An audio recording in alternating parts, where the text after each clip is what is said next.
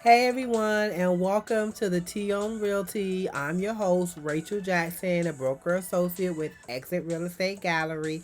Welcome to a new episode, a new podcast on YouTube. However, you're watching or listening to this feed, welcome back. I'm glad to be back again. Happy New Year once again to this episode of the Tea On Realty. And this one is just called Shoot Your Shot.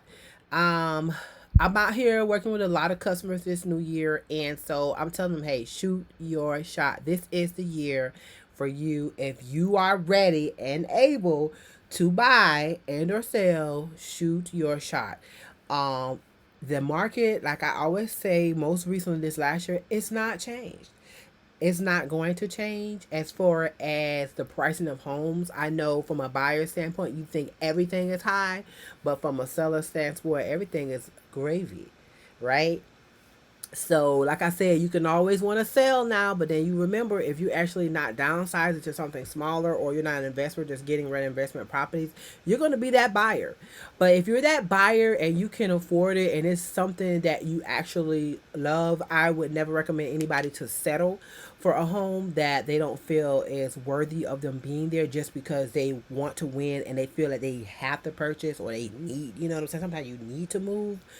But if you find that home that you love and it's in your price range and it's within your budget with your lender or however you choose to make your purchase, cash or however you choose to, shoot your shot. Do not be intimidated by what's going on out here. If there's a house, if that house is listed at 275, don't be ashamed or afraid to shoot your shot at 275. Don't be afraid. Don't feel like you have to go at 280, 285, even 290. You don't have to do that. You don't have to. I mean, it's a bargaining thing that you can use and utilize as a strategy if you have to. But there are homes still being sold for list price and sometimes slightly thereunder. Like I said, working on both sides of a transaction, buyer and or sellers, I work with it all. I deal with all the both different types of transactions where the seller, obviously we want to get our sellers the best for their bang, and we also want to get our buyers the best for their bang.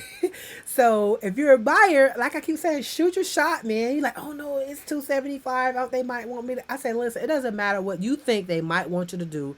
Shoot your shot at the 275, and the least that they can say is no.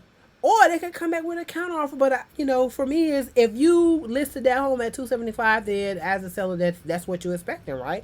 275.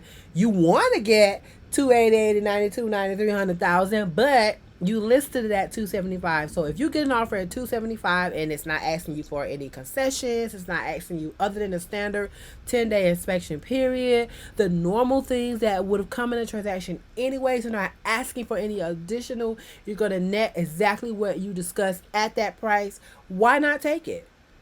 Why hold off a perfectly good family who obviously felt enough that they love your home enough to want to submit an offer? Why hold back on them because you want to get that more? Because 9 times 10, kind of where we list our the homes now is kind of over what it is, and we're hoping and praying for the best. But we do our CMA, so we kind of get a feel on what might be out there, what not might be out there. So we kind of know if it'll go through or not. From a seller, I always tell them, I'm like, listen, shoot your shot out here with listening at where you want what you want, but just let's talk realistic and see what you could possibly expect. And if you get this, are you going to accept that and be okay with that? If not, then let's talk about more things before we put this out here in the market. And then, because I don't like to put things out in the market in like a week later because you're not satisfied with the offers you got, which we go over these scenarios. If you're a listing agent and I'm your listing agent, we go over these scenarios prior to us even listing. So we know that if we get what you want and the terms and it's netting you what you want, then we're going to move forward with that. We're not going to hold anybody up. But if you're on the buyer side, do not let it intimidate you. If you can afford it, it's a home you love, you might feel it's overpriced. Yes, I feel my house is underpriced. That's just how life goes. That's how we all feel about our own homes. We feel our homes is worth $1 million, but and to me, my home could be worth 2 million. I know it's probably not, but That's what I want it to be worth in my head. That's what my home is worth, $2 million, and I don't want to sell it for a penny less.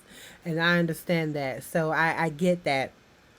But I also want people to make sure that they get certain situations and they understand what is going on. I don't want anybody to feel like they're pressured to buy a home. You shouldn't definitely feel like you're pressured to sell a home, because there are other options out here. I guess if you get into the situation where you might go into a short sale or a foreclosure, then your options might be very limited in what you want to do. So you might have that option where you actually want to go ahead and you want to sell your home. But for the most part, I think that, you should do what's best for you. And if you are a buyer, don't be afraid to go for just what they ask for, because it's just a matter of, if you feel like they want you to go more, of course they want you to go more. As a listing agent, I want you to go more, but I also, as a buyer's agent, I want you to get I want it to be, at the end of the day, whatever you choose to go, whether over or right at, that is what you want. But don't be afraid or intimidated to shoot your shot. And then you could have got something, and then we look down the line at this house that you really love. You had enough money for it. You could have put an offer, and then we go back and we check a couple months after it's been in contract and it's finally closed, and then we kind of find out that, guess what? It might have even sold for less than what it was listed for, but because you didn't shoot your shot, we missed out on it. I want you to be satisfied as an agent. I want you to get the house that you love, because I want the house that I love. So I want you to have that same feeling as a customer, as a buyer. I don't want you to regret your purchase. I don't want you to feel pressure for your purchase. And any agent that you work with should be doing the same thing for you. If you're not ready, and we kind of know those telltale signs when we're talking to people, when we're doing our consultations on, are they really ready? They might have their credit ready, they might have their job ready, but are they emotionally? It's an emotion. It's emotions involved when you're buying a home. There's emotions involved when you're selling a home. So whichever side you're on, there's emotions in it. I mean, even as an investor, you would say, "Oh, they just sell. They just want to get all the money." But sometimes there are investors that have compassion for people. There are investors that's like, you know, they have a pausing moment where they think and reflect about things. It's about the bottom line, yes, in most cases for investors. But as a regular homeowner that's selling their home, that home is emotional. It's emotions attached to this home. Whether they're good or bad, or good memories or bad memories or feelings, however you go, there's a feeling attached to selling a home. There's a feeling attached to buying a home, because when you walk in that home, you got to see your furniture in that house.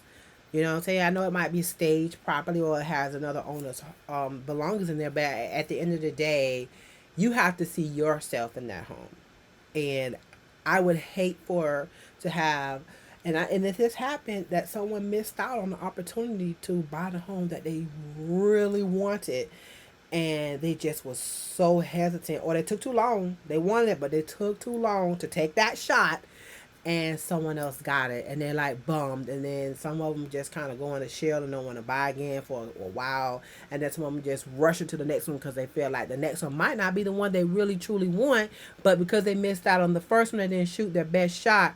And when I say shoot your shot, I mean shoot your best shot, man. Unless you're an investor and you know you're finna lowball people, which is horrible as a listing agent to get lowballs.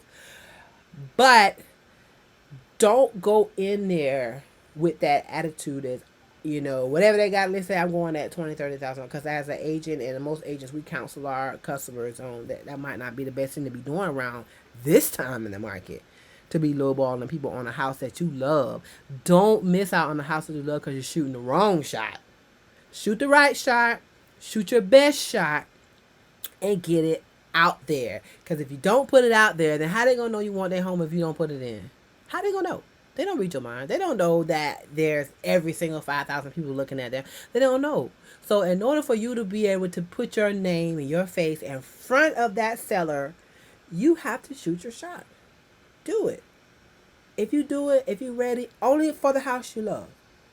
If you're an investor buying investment properties, then whatever investment property, however you choose to shoot that. But if you're a family, you trying to purchase something for your family, for you to live in for the next 5, 10, 20 years, something you can leave to your children, a legacy, then, but for right now, this is something, your dream. Do what your pockets say you can do. Listen to your mind, listen to your heart. You know, if you are a family, of course, listen to your spouse. But at the end of the day, you have to make that decision. You have to go for it. If that's what you love. I say love because I mean, you can like a lot of things, but you have to, I feel you have to really love your home. You have to love it because you have to love the one that say, "Oh, I'm going to put this new bed in here. I'm going to put these new leather reclining seats in here." There are just so many things that you should love about the home that you're purchasing. But at the same time, don't be afraid to shoot your shot and put your name in the bid to get that home.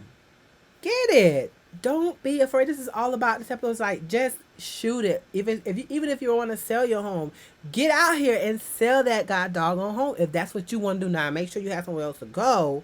Don't just sit them like, oh God, that's what I'm gonna do.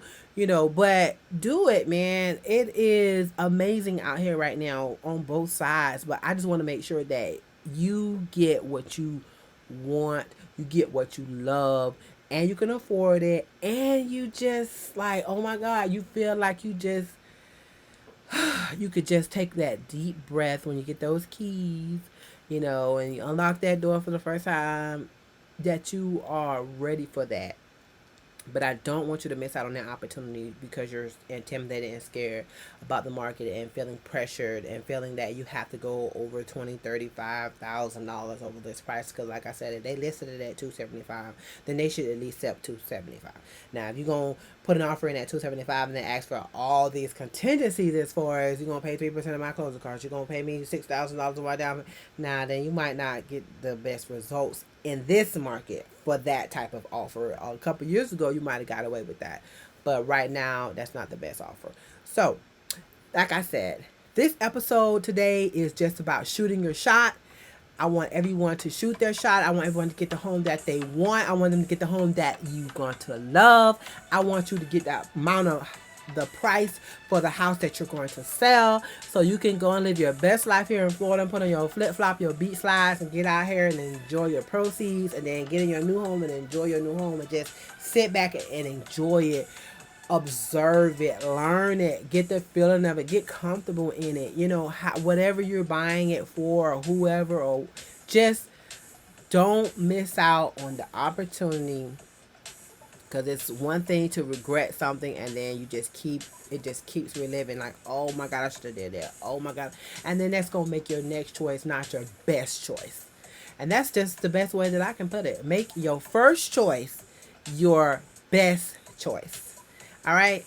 So with that being said, everybody, just please, please, please, please do what you need to do and follow everything. All right, guys. Thank you.